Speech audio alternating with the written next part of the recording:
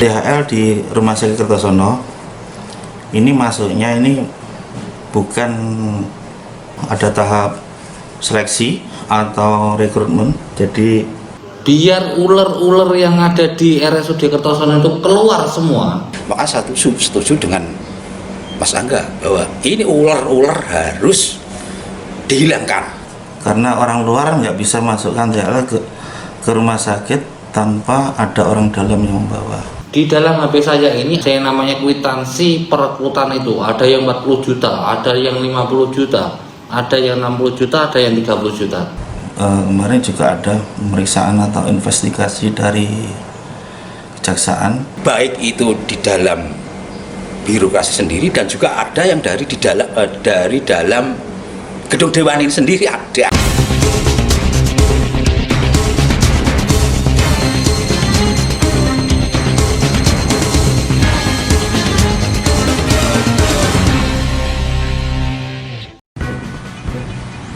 Megah dan berkelas, beginilah gedung RSUD Kertosono yang berada di Jalan Raya Kertosono, Nganjuk, Jawa Timur tersebut.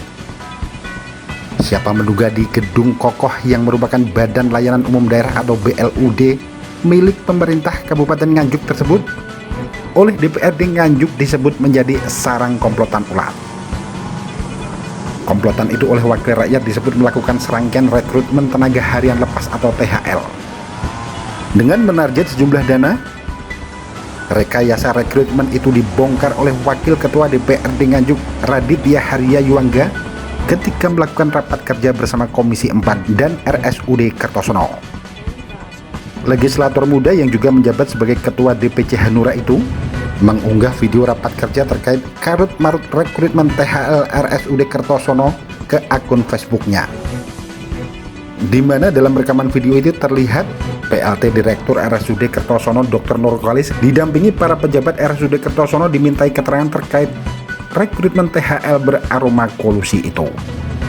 Biar ular-ular yang ada di RSUD Kertosono itu keluar semua, sampai pangkas itu Pak, sampai buka terbuka, lelang terbuka, sampai buat uji kompetensi atau apa terbuka, serahkan apa ke BKD, selesai Pak. Itu sama seperti proses perekrutan apa itu namanya, Empu Sendok, relawan yang di Empu Sendok itu kan kita tidak pernah mendengar adanya money, adanya uang dalam proses Empu Sendok itu. Tetapi kenapa THL ini selalu ada uang? Pak Nurkalis, mohon maaf, di dalam HP saya ini ada satu dokumen, itu bagaimana prosesnya, bagaimana ada yang namanya kwitansi, sampai kwitansi saja saya punya. Ada yang namanya kwitansi perekrutan, itu ada yang 40 juta, ada yang 50 juta, ada yang 60 juta, ada yang 30 juta. Masalah apa yang ada di RSUD Kertosono, saya tahu berapa orang tua yang datang ke sana yang sudah setor uang anaknya belum diangkat waktu itu, terus ribut di sana. Ini juga ada sangkut pautnya dengan Pak Ardiono juga. Pak Ardiono sebagai apa dulu? Kepala Tata Usaha. Aroma tidak sedap terkait rekrutmen THL itu pun mendapat tanggapan pedas Kiai Haji Asrori Arif selaku Wakil Ketua Komisi 4 DPRD Kabupaten Nganjuk. Politisi Partai Kebangkitan Bangsa itu menyayangkan adanya proses rekrutmen beraroma gratifikasi itu. Untuk itu Komisi 4 akan mengambil langkah untuk menyikapi permasalahan yang hingga saat ini masih menjadi pembicaraan hangat di berbagai kalangan tersebut. Gus As, sapaan akrab politisi PKB itu bahkan dengan lantang mengatakan jika yang diduga terlibat dalam proses rekrutmen THL beraroma gratifikasi itu tidak hanya dari internal RSUD Kertosono, melainkan juga dari kalangan wakil rakyat. THL ada aroma yang tidak sedap. Nah ini bagaimana ini kok bisa begini? Rumah sakit belut pelayanan harus terbaik, kok bisa seperti ini? Nah terkait dengan THL ini saya tadi sudah bilang bahwa ada aroma tidak sedap, yaitu orang-orang yang ingin masuk di situ ternyata ada tarifnya. Nah, ini malah saya beritahukan bahwa loh, sejak kemarin kan sudah saya tanyakan waktu rapat Banggar, ini ada angka-angkanya sekian sampai sekian itu. Lah kok sampai seperti itu bagaimana? Ini ternyata sudah lama ini di Kertosono, ini sudah di Kertosono. Nah kalau seperti itu jadinya apa ini? Makanya saya setuju, tadi saya bilang, maka saya setuju dengan Mas Angga bahwa ini ular-ular harus dihilangkan. Apakah termasuk salah satu yang kecolongan masuk dokter gadungan di RSUD Nganjuk? Ya termasuk itu. Kok bisa ini loh, kok bisa kecolongan? Ini ada apa? Ini mesti ada yang tidak beres di dalam sistem di rumah sakit itu. Harus ada beres. Nah ini saya juga mengatakan aroma tidak sedap yang terkait THL itu, ini kembali pada THL. Aroma tidak sedap ini saya bukan hanya ngarang, saya dengar sendiri dan tahu orangnya, baik itu di dalam birokrasi sendiri dan juga ada yang dari dalam gedung Dewan ini sendiri ada. Saya tadi bilang gitu. Langkah yang diambil oleh Komisi 4 nanti Nah ini rencananya akan membentuk pansus agar segera diketahui siapa yang dalam tanda kutip yang disebutkan Mas Angga tadi, ular-ular itu siapa, biar ketahuan, sehingga ke depan akan bersih dan lebih baik dan sesuai dengan aturan prosedur yang ada untuk perekrutannya ya, dan pelayanan rumah sakit itu sendiri. Menanggapi teriakan lantang para wakil rakyat terkait karut-marut rekrutmen THL itu, pihak RSUD Kertosono melalui Kepala Bagian Tata Usaha Agus Zainal Abidin menjelaskan jika memang telah terjadi rekrutmen THL di luar prosedur. Meski tidak bisa menjelaskan secara pasti jumlah dana pelicin yang diberikan kepada para oknum untuk menjadi tenaga harian lepas RSUD Kertosono, namun dirinya menjelaskan jika rekrutmen itu memang terjadi sudah sejak lama. Bahkan karena adanya aroma gratifikasi itulah, pihak Kejaksaan Negeri Nganjuk juga telah melakukan investigasi dengan memintai keterangan sejumlah THL yang diduga kuat mengeluarkan uang pelicin untuk bekerja di RSUD Kertosono dengan gaji Rp1 juta setiap bulan tersebut. THL di Rumah Sakit Kertosono ini masuknya ini bukan melalui ada tahap seleksi atau rekrutmen. Jadi itu kemudian THL di RSUD Kertosono ini masuknya bukan di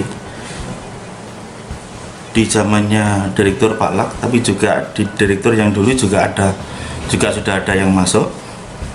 Jumlahnya itu di bawah 40-an orang, persisnya nanti saya lihat datanya. Jadi THL itu masuknya kita juga tidak tahu persis bayarnya berapa, ke siapa yang bawa. Itu nanti bisa dilihat dari telan staf yang membuat. Telan staf membuat siapa, yang meng-ACC siapa, kemudian SK-nya yang meng-ACC itu siapa, itu yang membawa. Karena orang luar nggak bisa masukkan THL ke rumah sakit tanpa ada orang dalam yang membawa. Kemarin juga ada pemeriksaan atau investigasi dari Kejaksaan. Mereka sudah di-sampling, tanya satu persatu, materinya kurang lebih ya itu sama. Apakah ada administrasi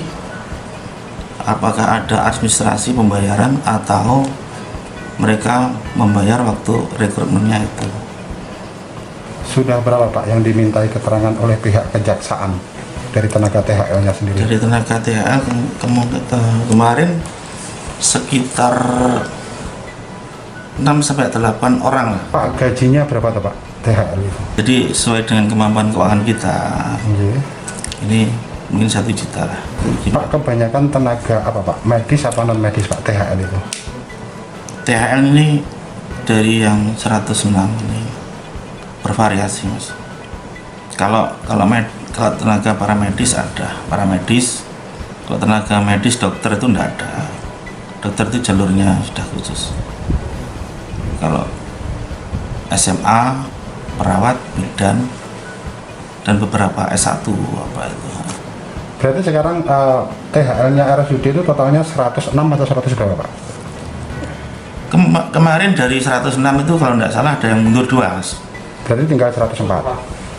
Ini mohon maaf, saya nanti harus lihat data ya. Pak, ini kan sudah dilakukan pemeriksaan oleh pihak kejaksaan.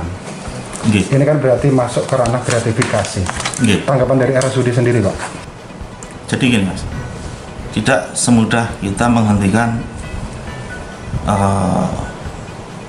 pelayanan, karena nanti dengan istilahnya kaitannya dengan pelayanan. Teman-teman yang THL ini menempati beberapa jabatan yang strategis di rumah sakit, misalnya di ruang rujukan COVID, kebanyakan mereka THL. Kemudian ada di rekam medik, di IT, di keuangan, di penjamin, mereka menyebar. Kalau kita hentikan tanpa kita mendapatkan BLUD dulu, rumah sakit nanti akan ada masalah. Jadi kemarin waktu rapat Banjar juga ada saran mentok sampai Desember tahun 2020 THL selesai, Januari sudah ada BLUD. Jadi kita tahapannya ini moga-moga izin kita ke Menpan segera turun, kemudian rekrutmen BLUD bisa dilaksanakan. Berarti yang sudah terlanjur mengeluarkan uang siap-siap juga untuk berhenti juga Pak ya? Loh, itu bukan urusan dari rumah sakit, karena mereka masuknya kan juga nggak secara resmi. Kalau nanti mereka diberi kesempatan ikut rekrutmen, tapi kalau tentang masuknya kami nggak menjamin, Mas. Untuk menjawab karut-marut rekrutmen beraroma gratifikasi itu pun, RSUD Kertosono sudah mengajukan melakukan rekrutmen secara terbuka sehingga tidak ada lagi muncul permasalahan di kemudian hari. Sementara itu pihak Kejaksaan Negeri Nganjuk hingga berita ini diunggah belum memberikan statement karena masih dalam rangka melakukan serangkaian penyelidikan untuk mengungkap adanya dugaan gratifikasi rekrutmen tenaga harian lepas RSUD Kertosono tersebut. Dari Kabupaten Nganjuk, Jawa Timur, Agus Bima, Tim Liputan, Akurasi TV. Akurasi TV.